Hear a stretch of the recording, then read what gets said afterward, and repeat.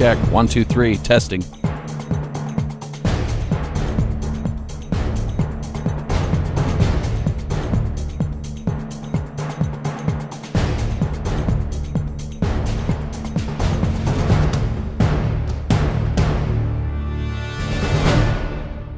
Hi, I'm Mike Rohde, Mayor of the City of Meriden, and welcome to the Mayor's Mic. Today we're going to talk about a big health problem facing our country and our city. It's obesity.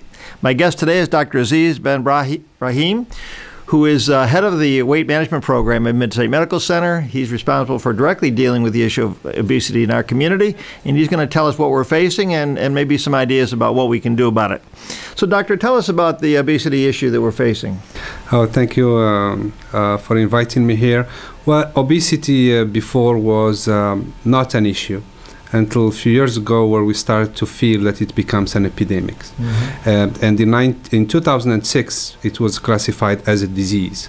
So at this time, we are not talking about just a phenomenon of society. We are talking about disease which needs to be treated mm-hmm. and needs to be taken seriously. Mm-hmm.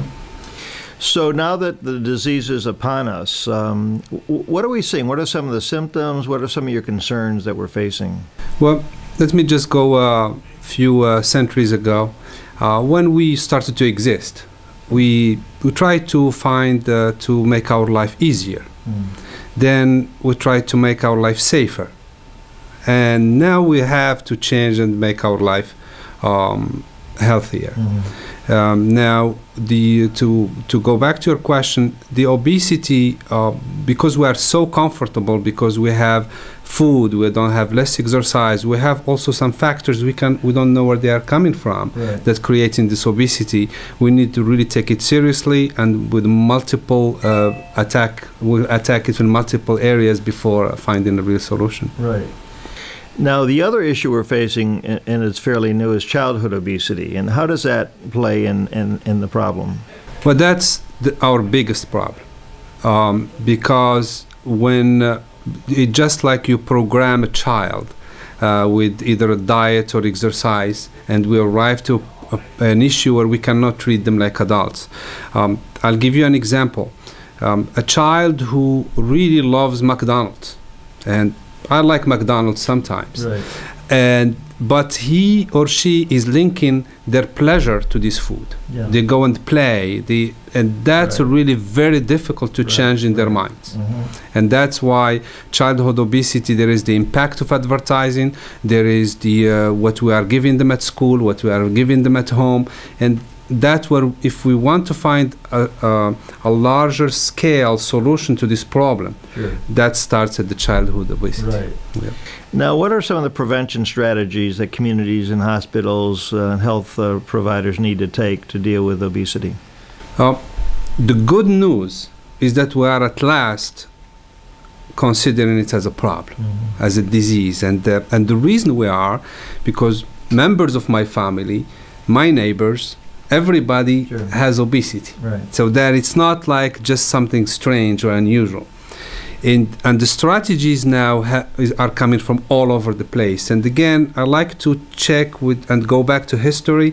If I go about 100 years ago for diabetes, when you review the history, everybody thought that people who had diabetes because they were eating too much sugar, mm-hmm, or they were not eating well. Until 1921, where insulin was found, and they said, okay, these people had insulin deficiency. Right. And that's the problem became easier.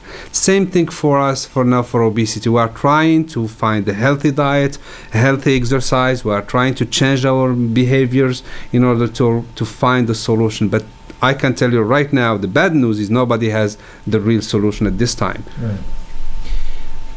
But clearly, if someone eats a balanced diet, doesn't overeat, exercises, gets enough sleep, drinks enough water, takes vitamins, that seems to be a big part of dealing with it. Absolutely. Yeah. Absolutely. We have few levels of obesity. We have the overweight person, we have the obese person, and we have the severely obese person. And what's the difference between those categories? The difference is there is something called the body mass index.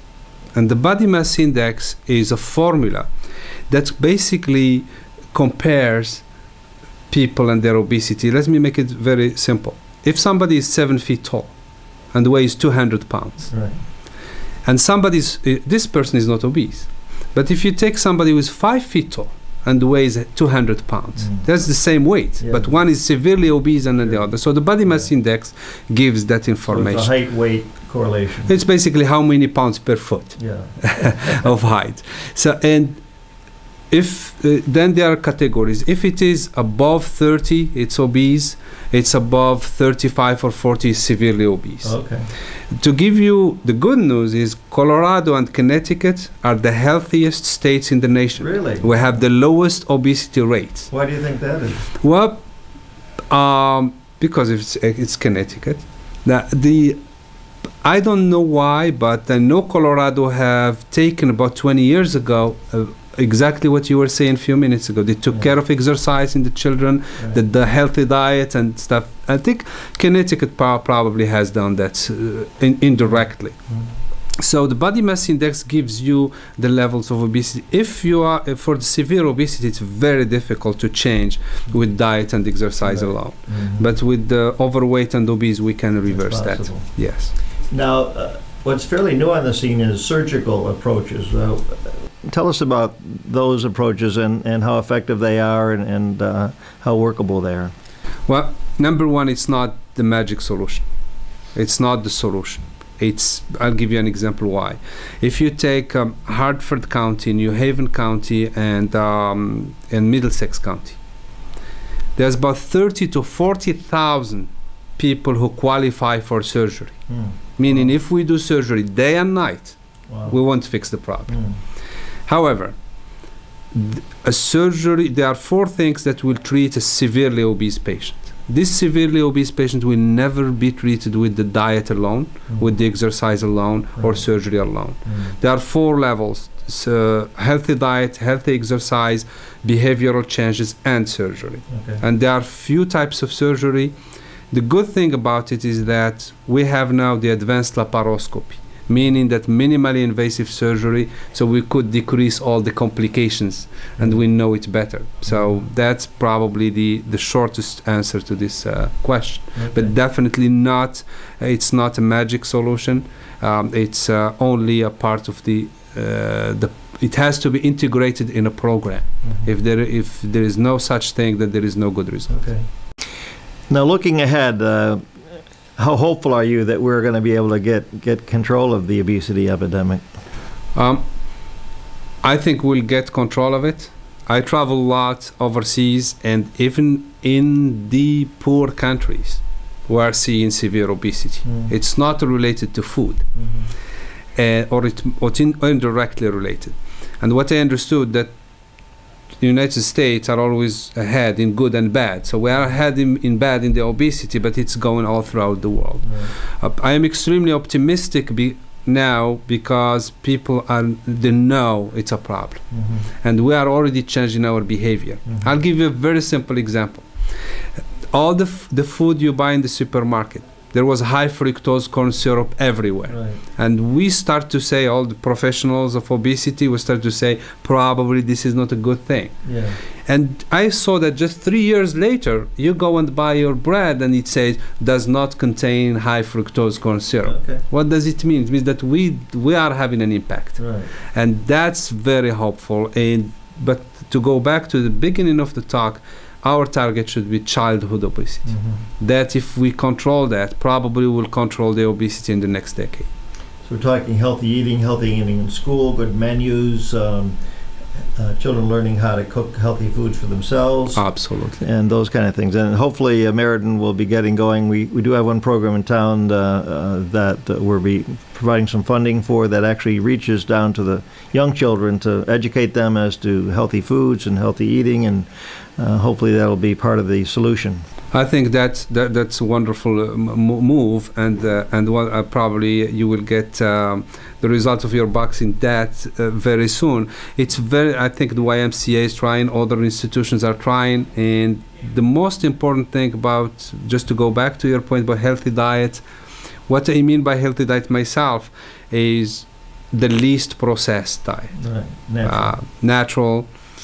If you want, we should do like what our parents were doing. If you go to the restaurant, go there because it's a birthday or so. You don't go there just because it's a practical. The same thing for healthy exercise. We don't need to do the Olympics. We just have to do some exercise while watching TV.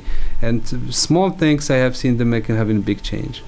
Well, thank you for what you're doing. It's important to have someone who knows what they're talking about and is taking the lead in our community. That's a real plus for us, and I appreciate that. Any final thoughts before we sign off? Just to go back to one point, we have been making our life easier, and we have succeeded. From the remote control to the cars to the air conditioning. Now we have to start to make our life healthier. Right. And that's the new, the human race, that's what they need to do at this time. We have one body that's got to carry us through life. We better take care of it. Absolutely.